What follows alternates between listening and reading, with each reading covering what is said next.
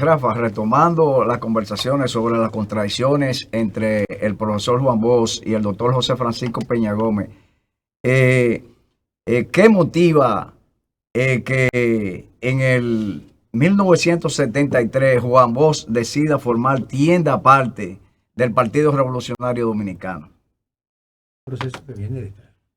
Bueno, cuando el profesor Bosch decide formar el PLD, que es la tienda aparte que él creó, ya estaban muy, vamos a decir, en términos populares, muy ácidas las relaciones entre ellos. Porque el profesor Bosch ya había acusado. Pero en ese momento él había desistido ya de la posición de la dictadura popular. Entonces ya sí era. Pero es importante. Evidentemente era el electorero ya. Sí. Ya entonces viene a ser el electorero. El electorero 100%. Viene a crear las condiciones para las elecciones. Okay. Viene a trabajar en ese sentido. Y por tanto, yo quedo mal. Porque ya yo he hecho el trabajo contra los electoreros. Exacto.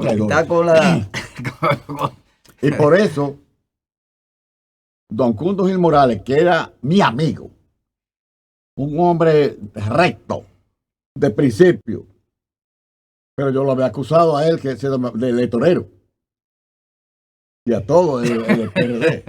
Entonces, cuando Juan Bosch se va, que forma tienda aparte, como tú dices, en el 73, Peña Gómez me manda a buscar inmediatamente Bosch se va, porque yo estoy votado del partido, me ha expulsado como infiltrado. Oye bien. De la garrapata del buey. De la garrapata del buey. Quiere decir que él está ya en contra de él mismo. Porque yo lo que he hecho es lo que él mandó a hacer. Y lo que la convención del partido manda hacer. Había aprobado. Sí. Y entonces él se echa para atrás, pero él era el que tenía los prestigios y la fuerza del partido. Entonces, Peña Gómez me manda a buscar. Temprano. Dice, compadre. Era mi compadre. El compadre. Salimos ya del profesor Bosch. Usted puede retornar al partido cuando usted quiera. Vaya donde Cundo Gil Morales, que es el presidente, y dígale que lo retorne en todas sus posiciones. ¿Qué cargo tú tenías en el PRD? Vicepresidente del partido y subsecretario general, que era con Peña Gómez. Peña Gómez era el secretario general. Y vicepresidente del partido. Entonces, cuando yo voy donde don Cundo, hombre serio, honorable y valiente, me dice, Rafa, pero tú no puedes pensar en volver al partido con esos cargos, porque es que tú eres el jefe de los electoreros, son traidores. Y yo soy electorero, y aquí somos todos electoreros. Entonces, ¿a quién es que tú vas a dirigir? Y somos todos electoreros. O sea que tuve el valor de decir, bueno. Entonces tú tuviste que cambiar tu posición. No cambié, fui donde Peña Gómez. Sí, porque tú seguías la tesis de que fui donde Peña Gómez y le digo, no, yo no cambié, yo mantengo mi posición y yo creía que era buena también. Ya yo hice ese trabajo y lo mantuve hasta el final. Entonces, yo no me gustaba la palabra dictadura. Yo creía que debía ser democracia con respaldo popular. Pero bueno, eso era lo que estaba. Y entonces, allá me dice Peña Gómez, mire, yo le digo a Peña, compadre, pasó esto y esto. Lo que mandan aquí no es usted como secretario general, mandan también otra gente. Entonces me dice, compadre, no hable mucho de eso, de la cosa de esa manera, y vaya donde Fernando Urbáez, en la zona D1. Fernando Urbáez está vivo. Estar oyendo, yo lo conozco a Fernando. Sí. Y entonces me dice, vaya ya donde Fernando, colóquese nueva vez, comenzando otra vez de abajo para arriba. ¿Cómo va a ser? Sí, para empezar de cero. Y deme tiempo para yo resolver eso. Bueno, y así fue, pasó el tiempo. Y yo había formado el Movimiento Revolucionario Nueva República. Morenure. El Morenure. Que fue cuando don Juan me expulsa. Primero no me expulsa a mí. Expulsan a 293 compañeros, principalmente universitarios, principalmente.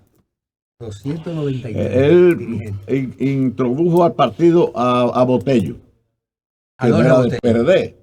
Y entonces Botello hace su ¿De dónde trabajo. provenía Botello? ¿De la izquierda? De izquierda. Era bochista. Y entonces vos lo utiliza, votan a esa gente. Cuando votan esos compañeros que han hecho el trabajo, porque yo los preparé para eso. Y yo fui. Eran cuadros ya preparados. Lo he colocado en esa posición.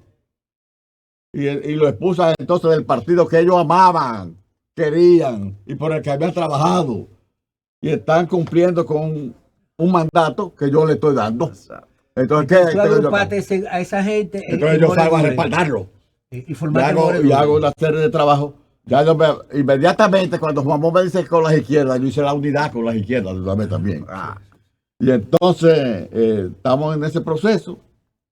Y a mí, al yo no rectificar, según ellos, porque la rectificación que ellos entendían era que yo traicionara los principios y lo que había hecho. Claro, Ya. claro. Entonces forma Morenure ahí. Ahí surge el Morenure. El Morenure, tan pronto me voy. Para agrupar esos 292 dirigentes que Mira, fueron el expulsados. proceso fue principalmente donde, cuando él me puso, yo voy donde Teresa Bonet, entonces te acuerdas de Teresa Bonet, que vivía en la calle Pina, y Ofelia Cáceres, que vivía en la Pablo Hincado, cerca de Peña Gómez.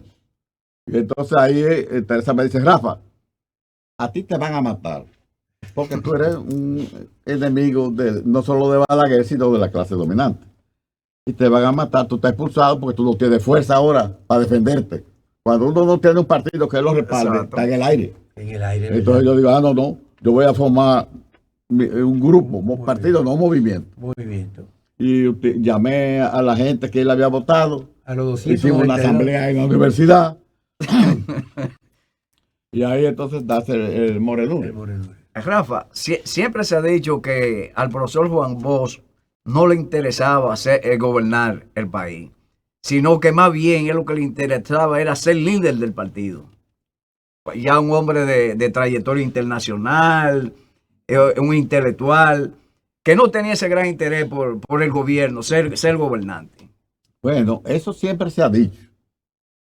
A mí lo que me parece es que él estaba convencido de que lo iban a tumbar, de que no iba a poder gobernar. Sin embargo, se aferró, cuando él estaba ya en la presidencia, se aferró a la misma. Y ahí es que él comienza también a declinar grandemente. Recuérdate que esa constitución de la República, que no era de Juan Bosch, sino del PRD, Sí, claro. los diputados del PRD, una comisión la hacen. La constitución más avanzada. Pero esa constitución no le gustaba ni a la clase dominante, es decir, no le gustaba a los grandes empresarios, No. y a sectores de la iglesia católica tampoco. Por eso O'Reilly, desde San Juan, escribió y publicó que no estaban de acuerdo con esa constitución que era comunista. Y entonces ya don Juan, ¿qué hace? En vez de enfrentarlo, se pliega. Dice, sí, a mí tampoco me gusta mucho. Es la constitución que la gente cree y dice siempre, la constitución de Juan Bosch. No, la constitución del PRD. A don Juan no, por lo menos se plegó. Y este hombre Álvarez, Bernardo Vega, en uno de sus grandes libros históricos que tiene, hablando de esa situación, señala que el profesor Bosch había dicho que esa era una constitución ambigua, que él no estaba de acuerdo con ella. Porque si es ambigua, no podía estar de acuerdo entonces con ella. Claro. Entonces quiere decir que don Juan venía ya desde su primer momento plegándose a esa oligarquía para quedarse de poder. Pero se dice Ahora, que... ¿qué pasa? Oye bien, que don Juan fue un hombre que es un hombre exquisito intelectualmente, un hombre fino intelectualmente. Sí, eso es indiscutible. Un hombre importante intelectualmente. Una gloria si usted quiere nacional intelectualmente, pero políticamente un fracaso. Fíjate, él también tenía siempre el recuerdo de cómo vivió en la oposición. No en la oposición, en la clandestinidad. O no en la clandestinidad, si se quiere, también en el exilio. Porque don Juan en el exilio fue un príncipe, secretario. De Pío Sacarrás. No, primero fue secretario de el presidente de Cuba, que era pero Socarrás fue secretario de ese presidente. Sí. Y Juan Bosch fue secretario de él particular. Y trabajaba ya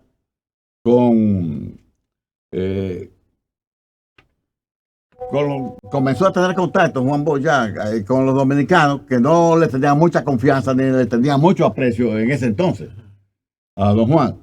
Pero Pío Socarrás fue presidente de la República y también lo tuvo a él como secretario y confidente de él. Y después entonces estuvo con Figueres en Costa Rica. José Figueres, sí. Quiere decir que estando en el exilio estaba como un príncipe, siempre al lado del poder, de esos poderes y de esa grandeza. No le tenía miedo entonces a caer en la oposición en un momento determinado. Pero era necesario que se hubiera mantenido en el poder. Su propia figura internacional le daba prestigio y fuerza al gobierno. Rafa, por otro lado, el doctor Peña Gómez decía que al PRD solo lo destruía el PRD. El PRD entra al poder en el 1978 con Antonio Guzmán. Luego, el PRD entra en el poder en el 63 con Juan Bosch. Sí, con Juan Bosch, sí. Pero ya en el otro nivel, luego de los 12 años de Joaquín Balaguer, entra nuevamente al poder en el 78, cuando don Antonio Guzmán comienza a implantar la democracia en el país, que llama los exiliados, trae los exiliados, suelta a los presos políticos. De ahí en adelante, el Partido Revolucionario Dominicano ha venido en proceso, vamos a decir, trágico, de divisiones, de rebatiña política, en fin. ¿Cómo tú resumes la historia del PRD, ese PRD que llega al poder con Antonio Guzmán? Ese PRD, cuando llegó al poder con don Antonio, era una fuerza prácticamente imbatible en la República Dominicana. Enfrentó a un gobierno fuerte de Balaguer durante todo, 12 años. Los 12 años que entonces, don Antonio era un gran amigo del presidente de la República de ese entonces, que era Juan Bosch. Era gran amigo, eran grandes amigos. Después que don Juan se pone enemigo de él también, de don Antonio. Pero en ese momento estaba la gloria impulsando el poder, porque don Antonio fue el hombre que cuando se estaba buscando el presidente provisional para ponerle fin a la guerra de abril, dijo que se negaba a ser ese presidente porque se le imponía que tenía que atacar a los comunistas y a las izquierdas. Sí. Y fíjate tú, y don Antonio siendo un hombre conservador y terrateniente. No, hay que respetar lo que son los principios. Entonces, el PRD se fortaleció grandemente, de tal manera que aún después de él suicidarse, queda el campo abierto para que Jacobo Magluta dure 43 días gobernando el país y se hagan las elecciones que gana entonces Salvador Jorge Blanco. Quiere decir que esa fuerza y ese prestigio adquirido en ese momento se prolongó hasta que luego, por las tendencias, que se crearon las tendencias en el partido. La lucha de tendencias. Las tendencias llegaron a ser una fuerza tan obstruccionista para que no se avance dentro del proceso de ampliación y desarrollo de la democracia. Esa tendencia, que se convirtieron en enemigas de Peña Gómez.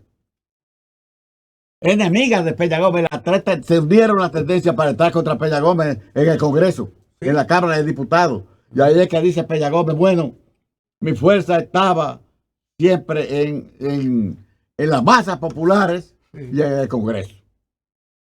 En el Congreso ha ocurrido que se han apandillado contra mí y convoca al pueblo frente al partido donde estamos nosotros ahora, el PRCD.